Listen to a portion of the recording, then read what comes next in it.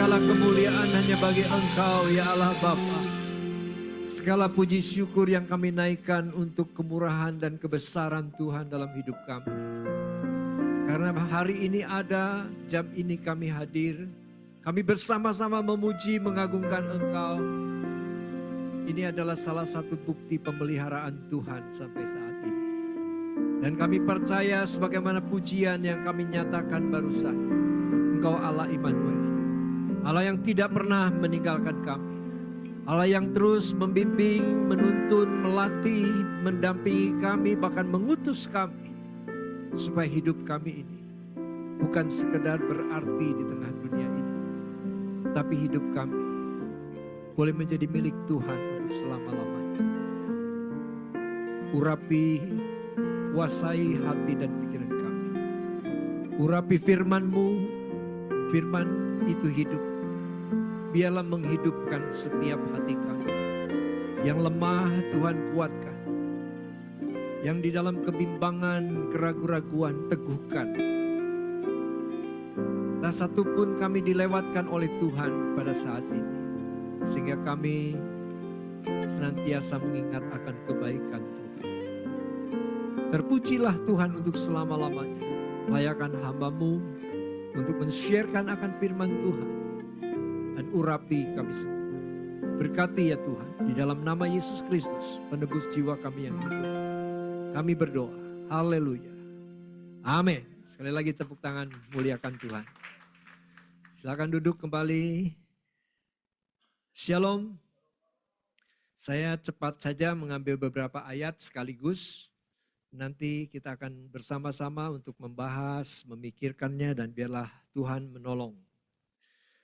Mari kita bersama-sama membuka di dalam Lukas pasal yang ke-22. Lukas pasal yang ke-22.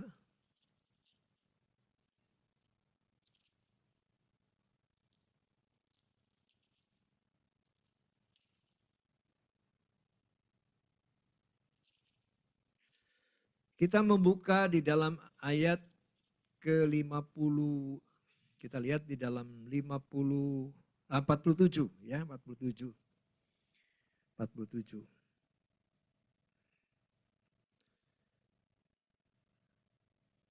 Lukas 22 ayat 47 saya mulai membacanya. Waktu Yesus masih berbicara, datanglah serombongan orang. Sedang muridnya yang bernama Yudas, seorang dari ke-12 murid itu, berjalan di depan mereka. Yudas mendekati Yesus untuk menciumnya. Maka kata Yesus kepadanya, "Hai Yudas, engkau menyerahkan anak manusia dengan ciuman." Ketika mereka yang bersama-sama dengan Yesus melihat apa yang akan terjadi, berkatalah mereka, "Tuhan, mestikah kami menyerang mereka dengan pedang?"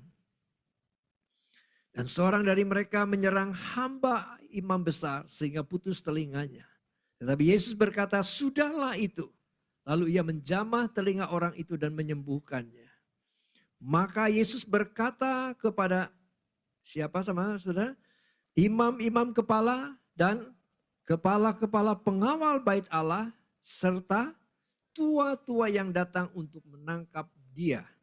Katanya, "Sangkamu aku ini penyamun, maka kamu datang lengkap dengan pedang dan pentung. Padahal tiap-tiap hari aku ada di tengah-tengah kamu, di dalam bait Allah.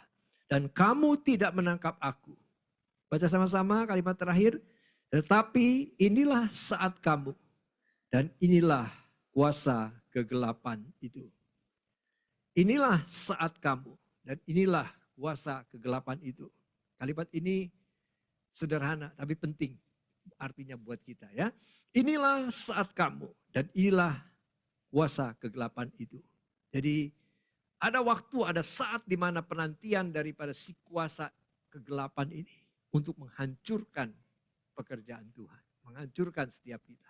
Ada saat kegelapan itu. Itu perhatikan saudara ya. Nah, lalu kita baca terakhir 1 Korintus pasal yang ke-15. 1 Korintus pasal 15 saya akan baca ayat yang ke-53 dan 54. 1 Korintus 15 ayat 53 dan 54. Karena yang dapat binasa ini harus mengenakan yang tidak dapat binasa. Dan yang dapat mati ini harus mengenakan yang tidak dapat mati. Dan sesudah yang dapat binasa ini mengenakan yang tidak dapat binasa. Dan yang dapat mati ini mengenakan yang tidak dapat mati.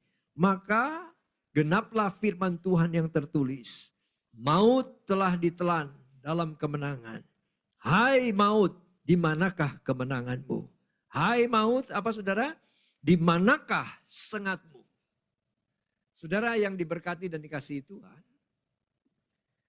Di dalam hidup setiap saudara dan saya, kita tidak bisa menghindari apa yang menjadi berita setiap hari. Tidak bisa menghindari apa yang menjadi cerita-cerita orang. Baik, banyak yang baik, tentu senang. Ada yang mendorong kita, membangun kita. Tapi banyak juga yang melumpuhkan, melemahkan, dan menekan. Dan seolah-olah mengancam, saudara. Berita-berita ini kita tidak bisa cegah. Apalagi dengan teknologi. Apalagi dengan sekarang berkembangnya dengan luar biasa teknik AI. Sehingga kita sulit membedakan. Ini benar apa enggak gitu ya. Ini sesungguhnya apa tidak. Ya saudara, ini tidak bisa dicegah. Pepatah Tiongkok selalu saya suka ingat. Kita tidak bisa melarang burung terbang di atas kepala kita. Setuju saudara? Tetapi saudara tidak boleh sama sekali dikatakan demikian. Membiarkan burung bersarang di kepala kita. Ya saudaraku. Melarang tidak bisa. Nah saudara juga demikian. Di tengah-tengah keadaan seperti ini. Saudara tidak bisa mencegah, menghindari. Mau melarikan diri kemana? Saudara mau bertapak juga tidak bisa. Ya, karena itu media itu dengan perangkat seperti gadget ini bagi saya cukup menolong. Cukup menolong karena apa? Ada catatan-catatan yang biasa di kertas gitu ya. Saya ketik di sini. Sekalipun saya agak kurang senang. Saya masih konservatif nih, masih pakai tulisan. Dan Alkitab saya lebih suka Alkitab beginian gitu ya. Supaya nyari-nyarinya juga enak gitu, sudah biasa. Kalau di sini kan aduh susah sekali saudaraku ya. Mungkin ini faktor usia dan sebagainya. Tapi saudara perhatikannya, ini berguna. Ya, cukup berguna. Saudara tidak salah untuk punya dengan menggunakannya. Tapi hati-hati. Gadget, smartphone ini bisa jadi alat pemberontakan. Alat pemberontakan apalagi di dalam ibadah. Saudara di ibadah, alat pemberontakan saudara bukan angkat tangan, demo gitu. Alat pemberontakan apa? Begitu saudara kecewa dikit, begitu saudara capek dikit, begitu saudara kurang setuju sedikit, larinya kemana? Buka HP, saudara. Kayak yang buka, ini alat pemberontakan, saudara. Jadi hati-hati. Orang berdoa juga bisa larinya ke gadget, larinya ke gadget. Lagi ngobrol, nggak suka, langsung gadget. Ini alat pemberontakan, saudara. Alat penolakan yang tidak disadari. Tapi kembali kepada pokok pembahasan kita. Kita tidak bisa mencegah di sekeliling kita apa yang terjadi. Tetapi saudara harus waspada. Sebab itu Tuhan berkata, berdoalah, berjaga-jagalah. Bahkan ada yang kalimat khusus Tuhan, tidakkah engkau berjaga-jaga barang 1 jam saja? Tentu bukan saudara harus ngukur 1 jam untuk berdoa. Doa panjang itu bagus. Setuju saudara? Doa panjang itu bagus. Gereja yang sekarang saudara berada di dalam jemaat Tuhan, di GBI ini, tentu memang terkenal dengan aliran, tetapi saudara di dalam bukan budaya, tetapi saudara kita biasa berdoa. Menara doa, dengan semangat berdoa, itu penting. Karena berdoa panjang itu pertama, saudara, meneladani Yesus. Yesus berdoa itu panjang, lama. Bayangkan di Getsemani dia berjam-jam berdoa. Subuh, pagi dia berdoa. Ditulis di mana? Di Lukas. Karena Lukas menuliskan, dia melihat bagaimana Yesus berdoa. Dan mencontoh karena dia sudah mendampingi Rasul Paulus sekian lama. Rasul Paulus sampai akhirnya meninggal, dipenggal kepalanya. Salah satu yang menemaninya adalah Lukas. Sehingga ketika Lukas menulis apa rahasia yang dilakukan oleh Rasul Paulus ketika dia berdoa, begitu luar biasa berdoa. Demikianlah meneladani Yesus. Berdoa panjang juga saudara, berdoa. Ada khusus berdoa, berkumpul bersama-sama itu berdoa. Itu adalah sesuatu yang saudara mengembalikan, mempersembahkan waktu yang dikaruniakan Tuhan kepada kita. Jadi kita menggunakan waktu selama mungkin dengan Tuhan. Itu doa panjang ya. Tapi kita tidak khotbah doa ini saudara ya. Tetapi saudara penting juga doa itu adalah pelayanan. Ada seorang wanita. Dia keadaan lumpuh dan tidak bisa, bahkan ganti baju pun tidak bisa. Dia tidak bisa, dia bergantung pada orang lain. Terus mau lakukan apa dia? Ternyata waktu orang membesuk dia, mereka tahu orang ini apa. Dia melayani dengan berdoa. Sepanjang harinya, dia di dindingnya ada pokok-pokok doa yang dia ucapkan dalam doa. Sehingga doa panjang itu jelas, baik saudaraku. Ya. Nah saudara, ketika kita berjaga-jaga, hati-hati. Karena ada saat waktunya. Suasa kegelapan. Yang menyerang Yesus siapa? Tadi kita baca sama-sama.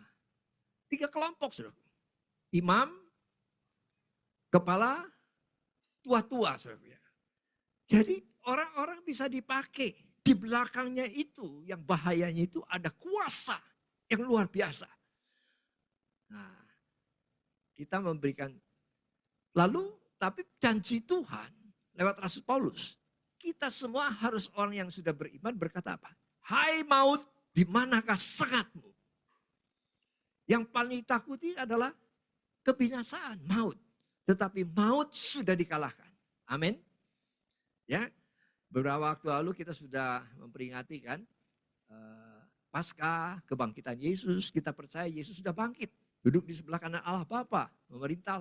Ya, lalu saudara dan saya kita percaya, hai maut, di manakah sengatmu? Jadi kita terancam, kita diancam, kita ditakuti. Tetapi jangan pernah kita dikuasai oleh ancaman ini. Jangan pernah membiarkan ancaman itu menguasai pikiran kita. Kita berkata dengan iman, hai maut, di manakah sengatmu? Katakan sama-sama, hai maut, di manakah sengatmu? Sekali lagi, hai maut, di manakah sengatmu? Jadi kalau saudara sedang takut, Mazmur berkata, waktu aku takut, aku percaya. Waktu aku percaya, aku tidak takut. 1, 2, 3. Waktu aku takut, aku percaya. Percaya tentu kepada firman Tuhan. Waktu aku takut, aku percaya. Waktu aku percaya. Nah, 1, 2, 3. Waktu aku takut, aku percaya. Waktu aku percaya, aku tidak takut. Bukan mantra saudaraku ya. Bukan mantra. Tapi ini adalah perkataan iman. Saudara, ketika Tuhan menciptakan manusia menurut rupa dan gambarnya. Adam sebagai manusia pertama. Tentu kita tahu ada Adam kedua kemudian. Yesus Kristus yang berhasil di kayu salib. Tapi ketika Tuhan menciptakan. Ini cerita tentang maut yang saudara harus meyakini kenapa maut. Kita tidak perlu takut, sengat di mana sengatmu. Saudara, pada waktu Tuhan menciptakan manusia serupa dengan gambarnya. Adam dan Hawa. Saudara tahu siapa yang menjatuhkan Adam tentunya? Kita tahu iblis, betul? Ya, iblis. Saudara. Tetapi yang menghampiri dia siapa? Si ular. Saudara. Ular ya saudara. Si ular ini. Saudara. Alkitab itu jelas menunjukkan apa? Tuhan itu menciptakan manusia. Tapi sebelumnya disediakan segala sesuatunya. Makanan untuk hewan, ya, makanan untuk manusia, dan untuk binatang. Kita nggak usah baca ya waktunya karena sudah waktunya kita pergunakan untuk menjelaskan firman-Nya ya. Jadi nanti saudara baca di rumah. Nah, ciptakan. Saudara, seluruh Tuhan itu ketika menciptakan, Tuhan mempercayakan kepada Adam. Dengan wahyu, dengan kuasa, dengan penyertaan Tuhan. Sehingga Adam sekalipun jatuh, tapi luar biasa. Ketika Tuhan menciptakan binatang, hanya disebut secara globalnya saja. Spesifiknya enggak. Contoh misalnya, binatang melata, binatang berkeriapan, binatang terbang. Tapi nama-namanya tidak. Tuhan tidak mengatakan, oh ini kecoa gitu ya. Oh ini kelinci. Enggak, saudara. Semua binatang. Tapi dari semua binatang yang Tuhan tidak sebut secara global, ada satu nama binatang yang Tuhan sebutkan. Yaitu apa? Ular. Pernah menyadari saudara? Semua binatang. Tidak ada yang disebut. Nanti Adam yang namain. Nanti penemuan-penemuan manusia dengan karunia umumnya. Dia akan namain. Tapi Tuhan mengatakan si ular. Ular disebutkan. Dan akhirnya ular mewakili seluruh binatang ciptaan Tuhan. Dalam konteks kecerdikannya. Kecerdasannya. Jadi ular itu di tempat yang tertinggi. Ditempatkan Tuhan yang tertinggi. Wakil dari semua binatang. Dengan kecerdikannya. Dengan kecerdasannya. Itu ya. Nah tetapi ular dipakai oleh si iblis. Bukan ularnya. Tapi iblis yang memakai ular. Sehingga dengan bahasa yang dimengerti oleh Adam. Mereka bisa berkomunikasi. Setelah kejatuhan itu. Maka Tuhan menghukum ular. Menjatuhkan ular sampai serendah-rendahnya. Engkau akan merayap. Berjalan dengan perutmu. Dan engkau akan makan debu. Tentu ini hanya satu ada penafsiran lain ya. Makan debu. Itu ular. Dari tempat yang tinggi dia direndahkan. Karena dia dipakai oleh iblis. Untuk menyampaikan tipu muslihat iblis. Tapi di kemudian hari saudara percaya juga. Tuhan bisa memakai ular. Lalu ketika jatuh direndahkan sedemikian rupa. Tapi Tuhan juga memakai binatang yang tidak terpakai. Yang kurang terpakai di dunia. Tapi Tuhan masih bisa pakai. Apa coba saudara? Keledai. Tuhan waktu Yesus datang. Dia ambil ke keledai. Ya kan? Keledai itu menurut saya binatang kendaraan lemot. Ya, lemot gitu ya. Karena keledai itu kan aduh jalannya aja. Cuma pakai kendaraan gitu. Itu mungkin kalau sekarang itu, kalau zaman waktu itu, keledai itu adalah ambulans. Kan belum ada ambulans. Jadi ambulans itu pakai keledai. Supaya mungkin yang sakit masih bisa dibawa sambil tenang. Kalau dibawa kuda kan mati. Ya. Nah buktinya Maria, waktu dia hamil, pakai apa? Keledai. Ambulans zaman itu. Ya.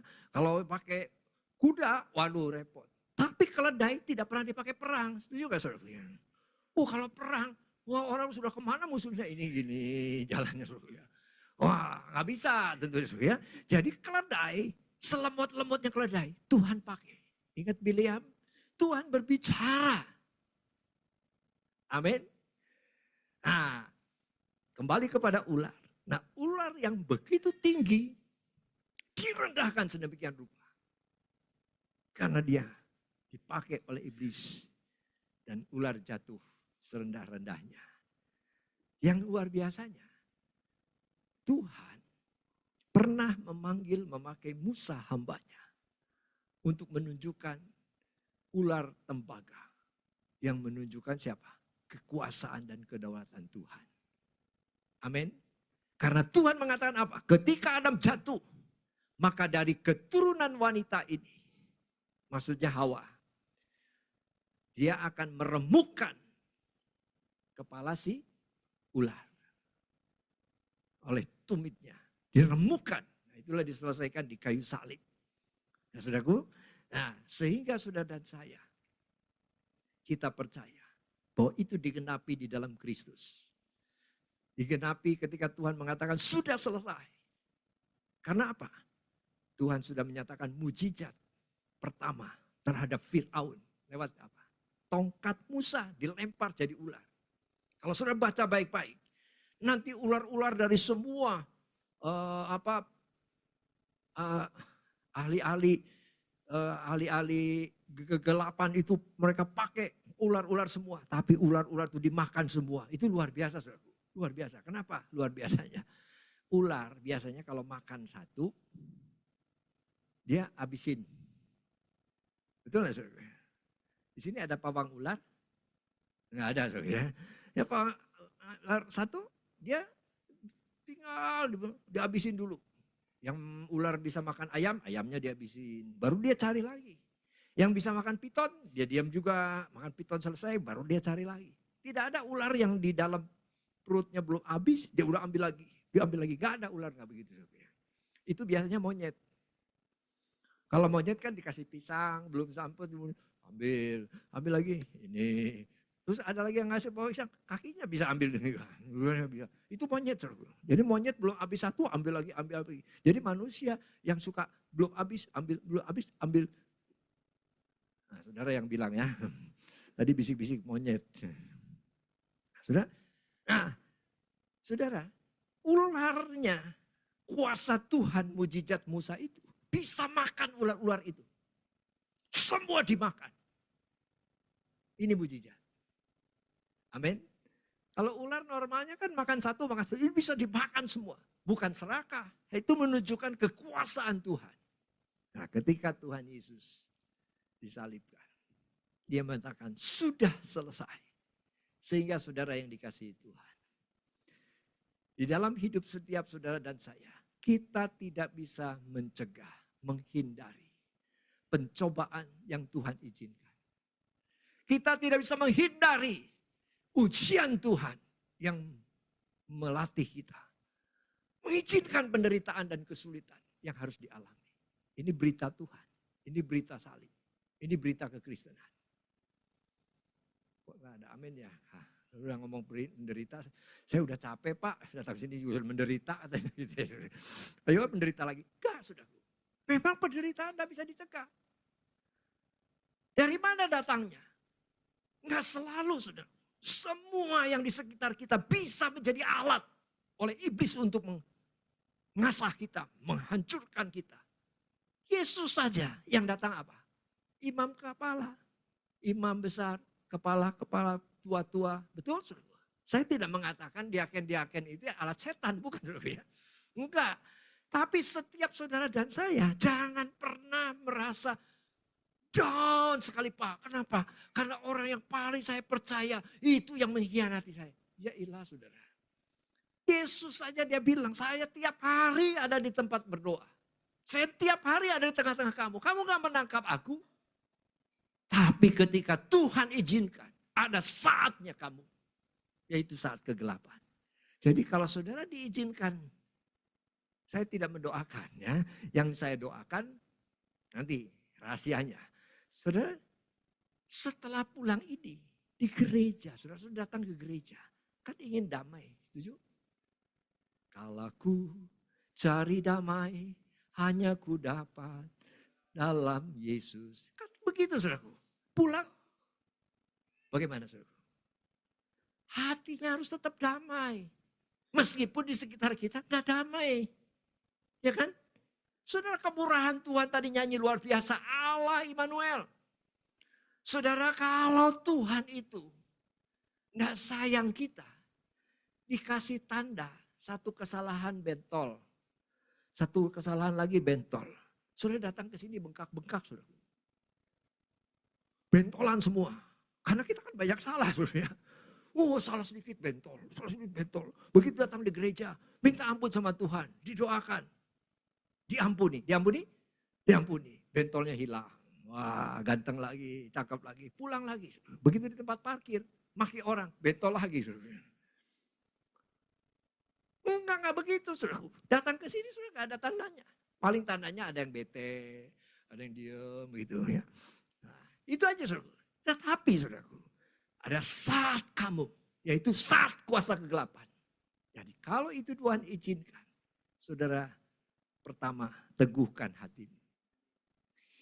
Ini waktu yang diizinkan Tuhan. Katakan sama-sama. Ini waktu yang diizinkan Tuhan. Jadi kalau sebentar lagi, besok, saya tidak nakut-nakutin. Ada sesuatu yang menggelisahkan saudara. Menggalaukan saudara. seolah-olah mengancam saudara. Langsung saudara katakan, aku gak takut, aku percaya, aku tidak takut. Bukan sok-sokan, bukan. Tapi saudara katakan, ini saatnya kamu, saat kuasa kegelapan. Tuhan izinkan percobaan, Tuhan izinkan penderitaan, Tuhan izinkan sampai Yesus disalib pun. Tuhan izinkan. Seizin Tuhan. Tanpa seizin Tuhan, satu helai rambut pun tidak akan dibiarkannya jatuh. Amin. Tapi yang penting sebelum kita tutup, saudara ingat, berdoalah. 2 poin di dalam doa saudara. Yang pertama, ingat baik-baik, catat baik-baik ya. 1. Karena segala sesuatu Tuhan izinkan. Pencobaan, ujian. Pencobaan dan ujian sama enggak? Masih sama saya? Nah, beda saudaraku ya. Cirinya gimana? Kalau pencobaan, manis dulu, belakangannya pahit, menyakitkan. Kalau ujian, pahit dulu, belakangannya manis. Kalau pencobaan, manis dulu, belakangannya pahit. Ya kan? Kalau pedagang dapat kredit, seneng gak? Seneng gak saudara? Jangankan pedagang. Yang di rumah aja seneng, dapat. Sekarang saya capek sekali, berita terus iklannya tuh. Iklan terus. Waktu tanda tangannya, waktu kliknya, waktu setujunya, manis kan? Manis. Belakangannya apa? Pahit. Pahit. Nah jadi doanya, Tuhan jadilah kehendak-Mu. Namamu dipermuliakan. 1, 2, 3. Tuhan jadilah kehendak-Mu. Namamu dipermuliakan. Amin. Yang kedua, Tuhan berikan kekuatan. Itu pasti. Karena apa? Maut sudah dikalahkan. Maut di mana sengatmu. Sehingga apapun yang Tuhan izinkan sudah alami. Kesulitan apapun. Di orang sekitar kita, siapapun. Bahkan yang menakutkan seperti apapun. Waktu aku takut, aku percaya. Saudara mau menghadapi orang takut. Saya juga kadang bisa begitu. Waktu gelisah, takut. Waktu aku takut, aku percaya. Waktu aku percaya, aku tidak takut. Dan waktu terjadi, ini saat kamu kuasa kegelapan. Roh di dalamku lebih besar dari roh di dalam dunia ini. Sehingga ketika aku berdoa, aku tidak berdoa sendiri. Karena Roh Kudus menolong kita berdoa. Pertama, Tuhan jadilah kehendak-Mu. Namamu dipermuliakan. Yang kedua, tadi apa? Tuhan berikan kekuatan supaya aku bisa melewatinya bersama Engkau. Tuhan memberkati. Mari kita berdoa.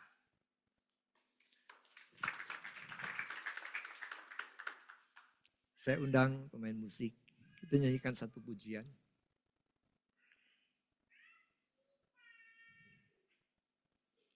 Kita bangkit berdiri bersama-sama. Saudara berdoa.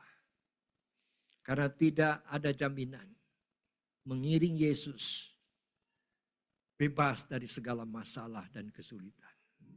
Tapi ada jaminan Tuhan. Dia tidak pernah meninggalkan kita. Dia menyertai saudara. Di dalam saat itu terjadi, saat kamu dan saat kegelapan, Tuhan mengizinkannya. Saudara katakan, Tuhan jadilah kehendak-Mu, namamu dipermuliakan. Tapi berikanlah kekuatan kepada kami, supaya kami bisa melewatinya bersama Tuhan. Dan kami tidak berjalan sendiri-sendiri, tapi kami disertai Tuhan.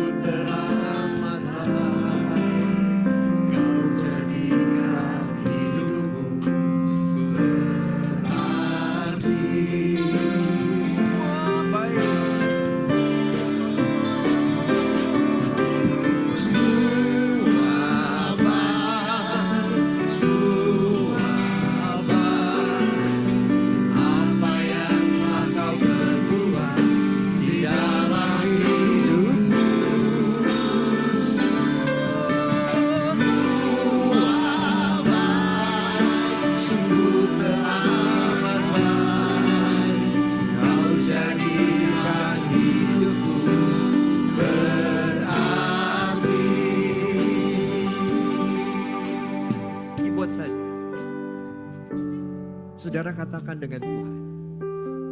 Dalam kalimat yang apa adanya.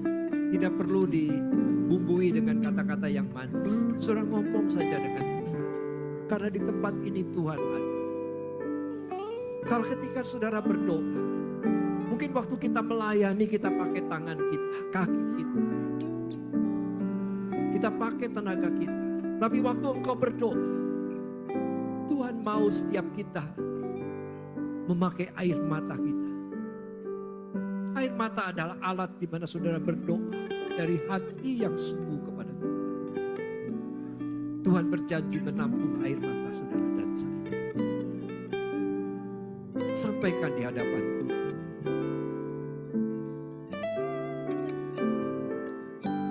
Charlie Chaplin pernah mengatakan, I love walking in the rain because nobody can see my tears drop. Aku senang berjalan di tengah hujan-hujan. Karena tidak seorang pun tahu atau melihat air mataku menetes. Sudah katakan, Tuhan, tolong saya. Bila saat itu kuasa kegelapan Tuhan izinkan terjadi, katakanlah, Tuhan, jadilah kehendak-Mu. Namamu dipermuliakan. Namun berikan kekuatan kepada setiap kami. Tuhan, Kau melihat setiap hati anak-anak-Mu yang berdoa. Teguhkanlah hati anak-anak. Sehingga pulang dari tempat ini, hati kami tetap damai di dalam Engkau. Sekalipun di sekeliling kami tidak berdamai, kami tetap membawa damai. Kami boleh memuliakan Tuhan. Apa yang Tuhan izinkan, kami tahu. Kami tidak berjalan sendiri. Kami disertai oleh Engkau, kami dipimpin oleh Engkau, dan setiap kami, setiap pribadi, tidak ada satupun yang dilewatkan Tuhan. Kita tidak berjalan sendiri-sendiri, saudara. Terima kasih Tuhan. Biarlah semua, segala yang Tuhan izinkan, membuat kita menjadi alat di tangan Tuhan. Terima kasih Tuhan, biarlah firman-Mu yang hidup ini menghidupkan setiap hati kami yang letih lesu, dan firman-Mu yang tidak berubah mengubah setiap kami makin seperti yang Tuhan mau. Terpujilah Tuhan untuk selama-lamanya. Dalam nama Yesus Kristus. Haleluya, haleluya. Yang percaya bersyukur berkata, amin. Tuhan memberkati.